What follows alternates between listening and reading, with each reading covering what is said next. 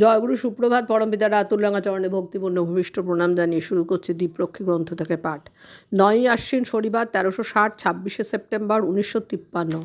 কুমারটুলি থেকে জীবনদা নামে একটি দাদা আরো কয়েকজন জয়গুরু সুপ্রভাত। পরমপিতার আতুলরাঙা চরণে ভক্তিপূর্ণ ভূমিষ্ঠ প্রণাম জানিয়ে শুরু করছে দ্বীপরক্ষী গ্রন্থ থেকে পাঠ। 9ই আশ্বিন শনিবার 1360, 26শে সেপ্টেম্বর 1953। কুমারটুলি থেকে জীবনদা নামে একটি দাদা আরো কয়েকজনকে নিয়ে এসেছেন। সিস্টাকুর বিকালে গোলতাসুর বারান্দায় সমাসীন।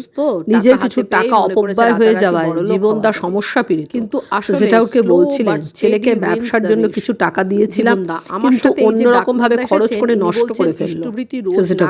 ছেলে মানুষ তো টাকা হাতে পেয়েই মনে করেছে রাতারাতি বড়লোক হওয়া যাবে, কিন্তু আসলে slow but steady wins the race. আমাদের গীতাতে জীবনদা আমার সাথে এই যে ডাক্তারদা এসেছেন, ইনি বলছেন ইষ্টভৃতি রোজ না করে মাসে কিছু টাকা দিলেই তো হয়। ঠাকুর ইষ্টভৃতির ভয়ানক গুণ, ওটা আগত চাঁদা অনেক ব্যাঘাত ঠেকিয়ে যায়। আমাদের গীতাতে আছে ইষ্টকে না দিয়ে যে খায় সে চোর হয়। এমনকি আমেরিকান সাহেব জেমসও বলেছেন এইভাবে দেওয়ার অ্যাকশন অসম্ভব, ওটা করাই লাগে। ইষ্টভৃতিটা তো চাঁদা নয়, গুরুকে যা দিত সেই বার্ষিকও নয়। এর যে কি গুণ তা ঠিক মতো করলেই বোঝা যায়। যখনই চলার পথে কোনো ভুল হয় তখনই বুঝতে হবে ইষ্টভৃতিতে কোনো গন্ডগোল আছে। অত সিম্পলিয়েস্ট অ্যান্ড স্ট্রংগেস্ট কথা নেই, ওটা দৈনিক করতে হবে এবং 30 দিনের দিন পাঠিয়ে দিতে হবে। জনৈক দাদা, আমি দৈনিক ইষ্টভৃতি করি বটে, কিন্তু 30 দিনের দিন পাঠানো হয় না।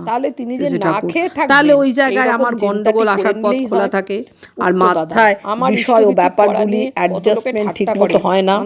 আমার বাবা বসে আছেন দূরে, আমি যদি 30 দিনের দিন না পাঠাই তাহলে তিনি যে না খেয়ে থাকবেন এইরকম চিন্তাটি করে নিলেই হয়।